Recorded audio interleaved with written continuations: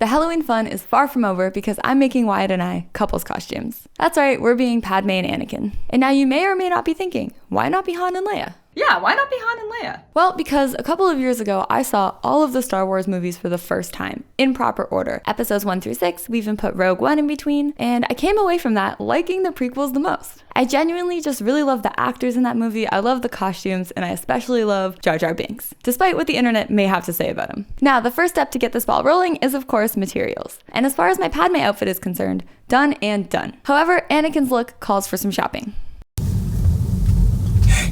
Yeah? Where are we? Fabric Land. Fabric Land! Listen, I need to make a deal with you. A deal? Yeah. If I make you the best ever Anakin costume, do you promise not to kill any younglings?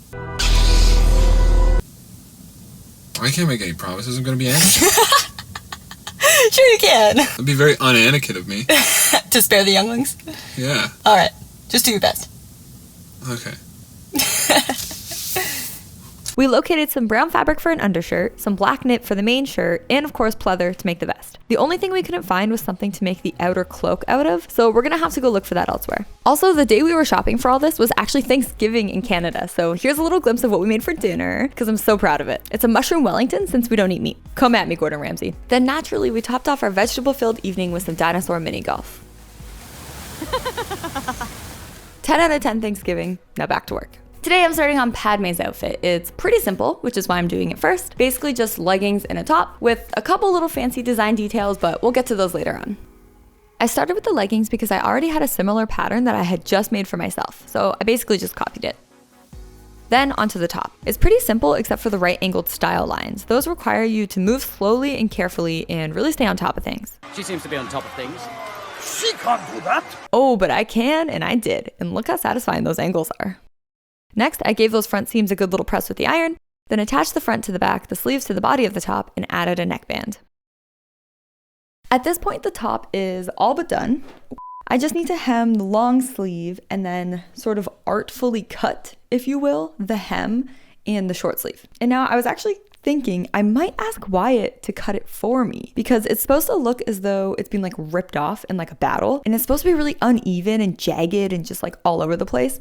And like, I don't know if I can even cut fabric like that. Like, it goes against everything I've ever been taught. So I might just draw a little line with a pencil and then get Wyatt to come up and use like crappy scissors and cut it for me so that it looks all jagged and like sort of like torn and the way that it's supposed to look. With this done, we can move on to the leggings. I already have them cut. I cut them yesterday, but I think I'm going to cut another pair exactly and just double layer the pants so that they're thick and really opaque so my underwear doesn't show through, and even more importantly, so my tattoos don't show through, because obviously Padme doesn't have any tattoos.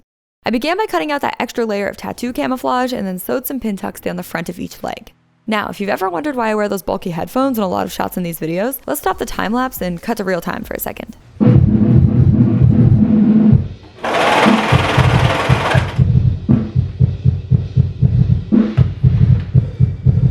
Noise cancellation for the win. The next day I came up and attached the waistband to the leggings, and all that was left to do for them was a bit of cover stitching.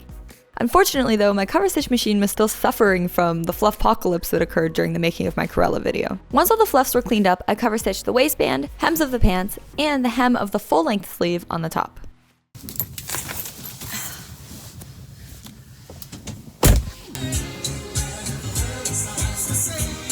I'm headed to the craft store right now. I need both silver and cream colored paint because I only have black pleather, but I need to make Padme's armbands and the belt. So I'm gonna go grab those two paints and then I'm gonna come back, finish up Padme's accessories, and that costume's done.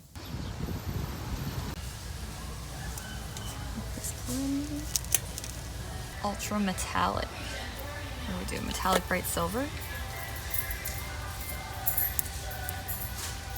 Back at home, I cut 2 rectangles for the armbands as well as 2 curvier rectangles for the belt. I then went into our basement, which is literally a box and packaging graveyard, and retrieved some styrofoam and a mini hacksaw. In hindsight, I'm not sure the styrofoam was really worth using, but what I wanted it for was something to construct the little pouches on Padme's belt around. I made the first little pouch by hot gluing some pieces of pleather together.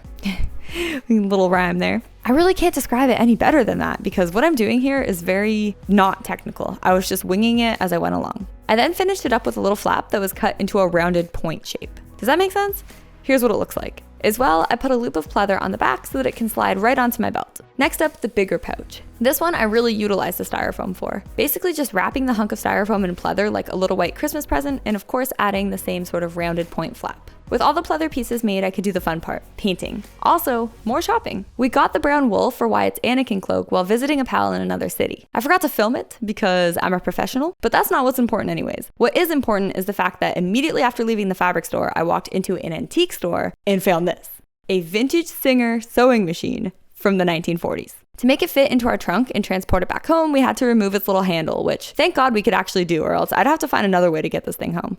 The next day, we unloaded it and set it up in my sewing loft. I'm so excited!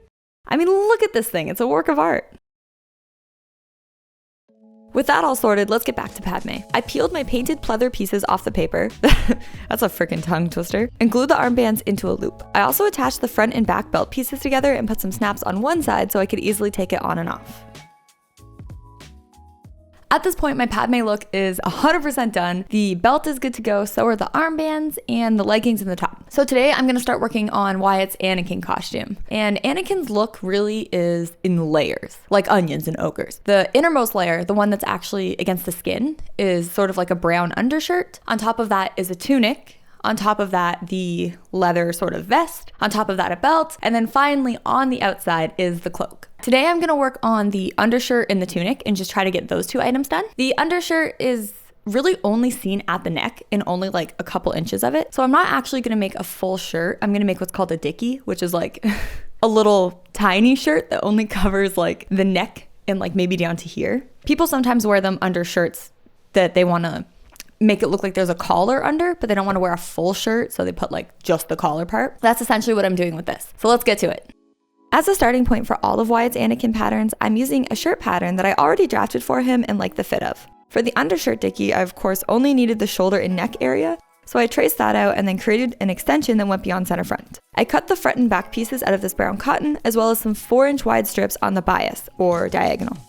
That then gets serged and sewn together, with that bias strip being sewn all around the neck opening. This creates sort of a bathrobe effect.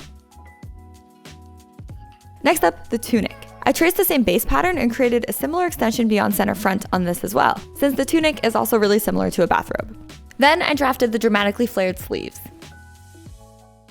4 to 6 days later. All right, so where are we? Not much time has passed in the video, but in real life, it's been about 5 days since I worked on the Anakin costume. This past week has been a hectic one, a sad one, kind of a tough one. So I really just couldn't come up here and make stuff because I really have to be happy to be able to make stuff. I took a little mini hiatus on this video on this costume. Today is Saturday, October 23rd, and we have a Halloween party at our house in exactly 1 week. Wyatt's Anakin costume has to be done by then because he needs to wear it to our Halloween party. So today's goal is to finish the tunic that I already drafted. I had a change of heart about the pattern, so I'm gonna change the front of this pattern. Then we're gonna cut and sew it. Then we're gonna make the leather vest. And then at that point, we'll have 3 out of 4 onion layers completed. And that'll leave us in a really good spot. As well though, during this week, I did manage to get to a thrift store and I bought some pretty tall, sort of like just below knee level riding boots for my Padme outfit. The only thing is that they're black, so they're gonna have to be painted with the same cream colored acrylic paint that I used for the belt. First up, fixing up that tunic pattern. The front edge really needed to be smooth and not a point, because if it was a point, it would look weird on the body and probably like flop over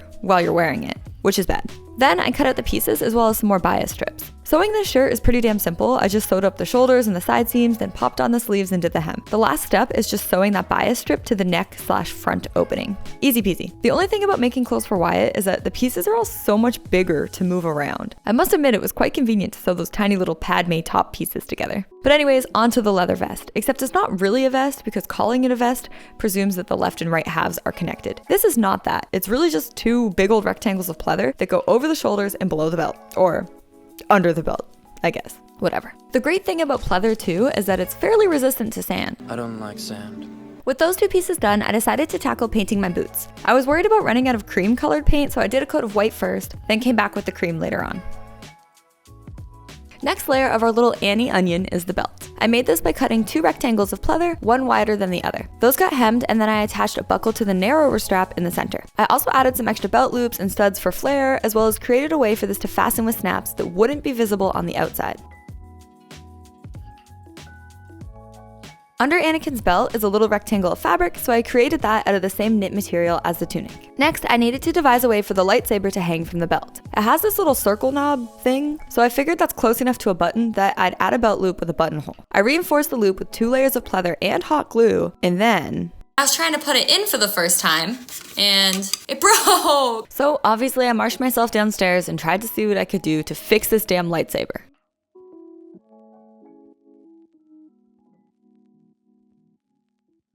Here's hoping this flex glue, as seen on TV, actually works.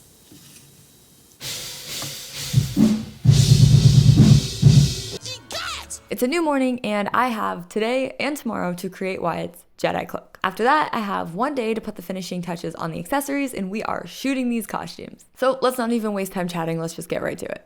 Using the same base pattern again, I drafted the front and back pieces of the cloak. I extended the shoulder and lowered the armhole a bit to make sure that it would be looser than all of the garments worn below. As well, I drafted the sleeve, making it as full and wide as I possibly could while still being able to fit it on the fabric. Then lastly, I drafted a big ass hood, a very important feature of any Jedi cloak. Since this wool was purchased at a fabric store 2 hours away from our house, I got super nervous about having enough. But luckily, once it was all laid out, I literally had just enough to make this work. Assembling this bad boy was actually pretty chill and easy, and wool is a really nice fabric to sew. I just started by serging the raw edges, then sewed up the sleeve inseams, the shoulder seams, and attached the hood and the facing to finish the neckline. Next, I used a roll of heat and bond to attach the facing to the body of the garment. This stuff is really cool. It can be used to hem things without actually sewing them. And the reason I used it in this case was so that no stitching would show on the right side of the cloak. I thought that would make it look a lot nicer and cleaner. I also was checking out Addams Family Values again while doing this to really start setting the Halloween tone. Comment down below your fave Halloween movie. With the cloak done, it was time for a fitting. First, the belt. Wow. That's like exactly it, isn't it? Yeah. Holy moly. Okay, so now turn around. And now onto the cloak.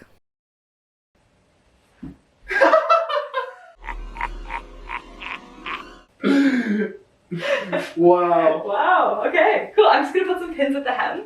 And then the sleeves are meant to be quite long. Where am I? Oh shit. Tell me, how do you feel about sand? Sand? Hate that stuff. This is the coolest thing. You're just gonna wear it? Yeah, totally. This is so cool. It looks great. Well, that fitting went heartwarmingly well. Next, I just needed to sew up the hems of the cloak and add some snaps to the belt. We are so close to being done at this point. The next day, I just needed to do some finishing touches, including finally getting Wyatt to cut the hem of my Padme shirt. So when you cut fabric, normally you want to go like this and like, you see how like I just lined up my cut again? Don't train me. It's not supposed to look good. No, you want it to be like that kind of. And then see how it made it really jagged? Oh, yeah, okay. So like that. That looks a little, yeah, okay. Yeah, that's what I meant. Let's get to, try these. let's get this shearing Go here. just inside the pencil line, maybe. Okay. Wow, I'm already a monkey and these scissors are hard. These scissors are terrible. Exactly. Wow. Perfect. Yeah, look. That's pretty jagged. You're doing a great job. This is how I want it. Oh my god, dude.